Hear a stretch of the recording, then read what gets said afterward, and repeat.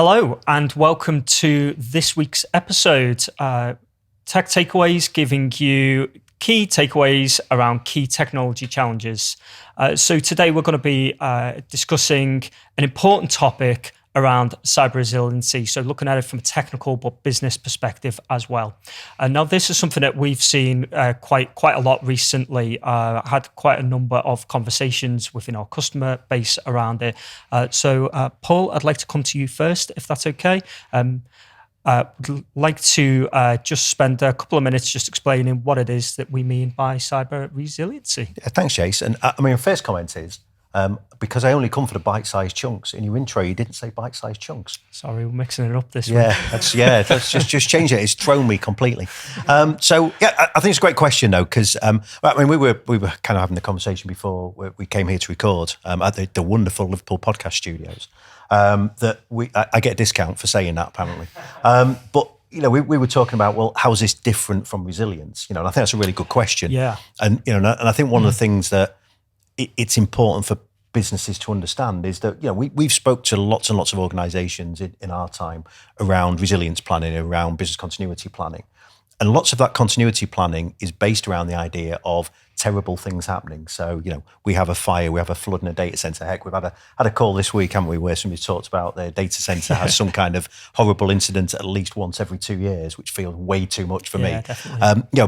But the cyber threat is so common that actually the chance of us having a business impacting event is far more likely to be caused by a cyber incident, whether that's and again, contractually obliged to use the phrase ransomware, but whether that's a ransomware attack, whether that's some kind of data loss, identity breach, that idea of a cybersecurity incident impacting our systems is far more likely than many of the big disasters that businesses have traditionally planned for. So cyber resilience it's not different from business resilience. I would say it's a subset of business resilience, but it's focused specifically on the cybersecurity threat and businesses having plans to deal with specific cyber security incidents.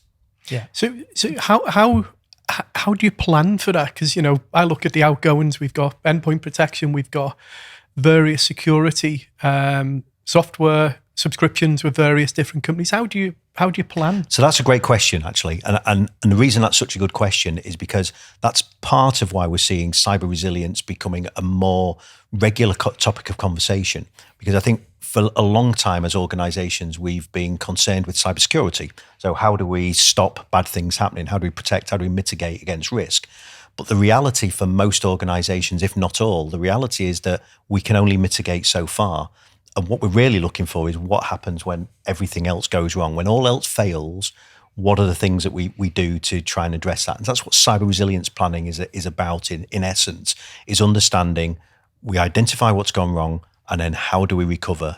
So we could talk a little bit more as we go on about maybe some of the steps that you should take. But in essence, say it's a really good question because cybersecurity is one thing, but cyber resilience planning is that when all of those security efforts have gone wrong, the user has still clicked on a link that has downloaded a piece of malware into the organization. How do we recover from that? Yeah, I completely agree with that. I mean, we've covered on a previous episode. Personally, I don't think enough organizations worry about what happens when someone gets into the environment. So obviously we put up all these protections about keeping the bad actors out of the network, and there's not enough thought and planning put into, well, what happens when someone gets in? Not if someone gets in, when someone gets in, what is it that we need to do? And that forms who is involved in the incident response, what they're actually going to do, so what is their role in the incident response, and how do we actively recover from it? Okay, so we're talking about responding to breaches, attacks, and the recovery. So what advice would you give to people? What does a plan look like? So I think there's whenever you're doing any kind of planning like this, there's a part of understanding the basics first. So one of the things that you want to be doing is understanding where the risk lies. So it's a little bit about doing some risk assessments. So you're looking at kind of key systems, what key systems could be impacted, and then what does impact look like? So, if you've got you've got your main manufacturing system, and that main manufacturing system, because of a cyber incident, is no longer available, what's the impact of that on a business? And this is no different actually from general IT-based resilience planning. If those systems are no longer available, what does a company organization need to do about this? And you ask all the same questions as well. How long can I afford for this to be down before it's not sustainable? And if I need to recover from it, how much data am I prepared to lose in that recovery? So, it's kind of old thing about recovery time objectives, recovery point objectives. These things don't change because of cyber incidents, but understanding the cybersecurity threat specifically. So again, let's talk about ransomware. We have a ransomware attack. It goes in, encrypts a whole bunch of our data. Maybe we lose some data as well, because that's what the modern ransomware attack looks like. Yeah.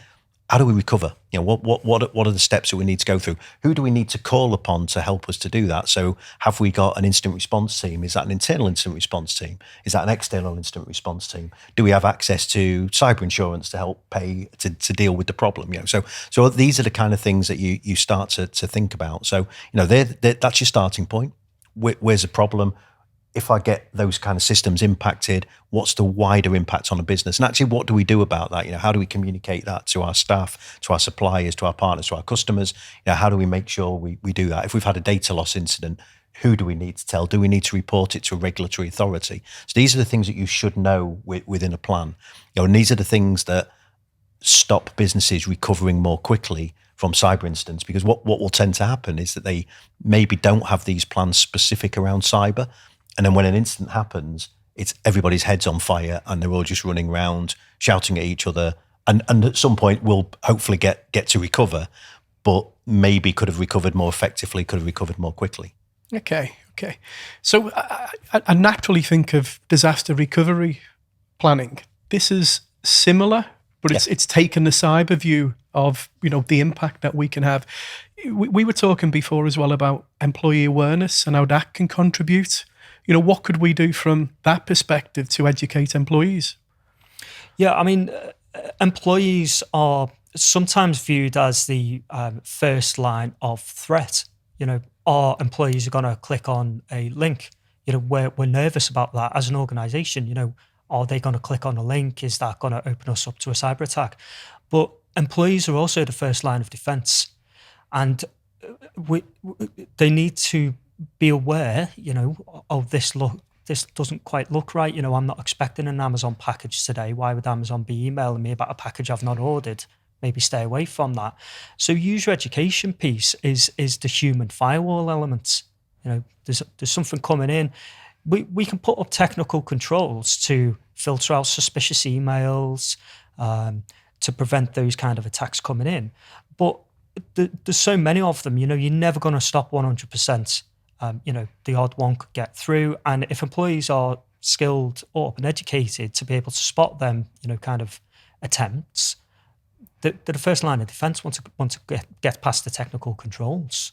So just maybe something to add to that as well in terms of kind of training and it's not just about, Jake's absolutely right in everything he said there, making sure that our people, our teams of people are aware of the cybersecurity threat, not just from a business point of view, but from a personal point of view as well, because, the cybersecurity threat impacts us all of the time, and we can maybe talk about this on a future episode, but the idea that I am compromised personally has the ability to impact my business going forward. And I was talking to somebody this week about, again, totally separate topic almost, but about the threat posed by phishing attacks on mobile devices. Yeah. And that is almost 80% of the phishing attacks today target mobiles, because mobiles tend to be less secure and more difficult for users to kind of protect themselves. Much easier to click on something on a mobile. But anyway, we're not here to talk about that. So in terms of that kind of training thing, we talked about maybe steps you should take, and perhaps if we wanted to give people some takeaways from this, assess the problem, understand the risk as it is today, and understand the impact of a cybersecurity attack. Then start to define your plans about, well, how do I recover from that? Which systems need to be recovered first? Where do I get my data backup? So we can talk for hours about how you architect your data backup solution to make sure that it's not impacted by a cyber attack. One thing that's really important in all this is to practice these things. So it's to train your team to understand that in the event of a cyber instance, that your cyber resilience plan is in place in the event of that plan, but is to test that plan regularly. And the way you do that is you bring teams of people together to say, right, so we've had an attack. So, the tabletop exercise, people call them. We've had an attack. You work through a tabletop exercise that says, how is it that we deal with this? And then you debrief, and then you learn again. But you don't just practice these things once. And, and it's important to realize the time to practice this stuff is not the day that you have a cyber incident. That's not the day to learn. So, I think if there was 3 things I'd give people to take away from this, one is assess the risk, understand what the risk looks like, build your plan, and then test your plan until you're sick of testing your plan. Excellent. Good advice. Yeah, absolutely. I mean, for me, cyber resiliency takes a slightly different form to resiliency from a technical perspective, when we look at dual power supplies in servers, and I'm sure we'll cover this in a future episode. But when we look at the resiliency of an IT infrastructure, it's quite easy to see when things have gone astray. So power supply goes down, we get an alert about that from the server to say, I'm running on one power supply, or it could be a network switch goes offline. We can see that because there's monitoring systems in place. Cyber attacks are always quite hard to see what's actually going on. So if we're not monitoring in the correct areas, it can often be almost guesswork in some cases to say, are we under attack? There's something not quite right, but everything looks normal. What's going on? So monitoring is quite an important piece within that to say, not just we have a plan, as Paul's covered, it's very important that you have a plan before you need a plan, but recognizing the key triggers to invoking that plan.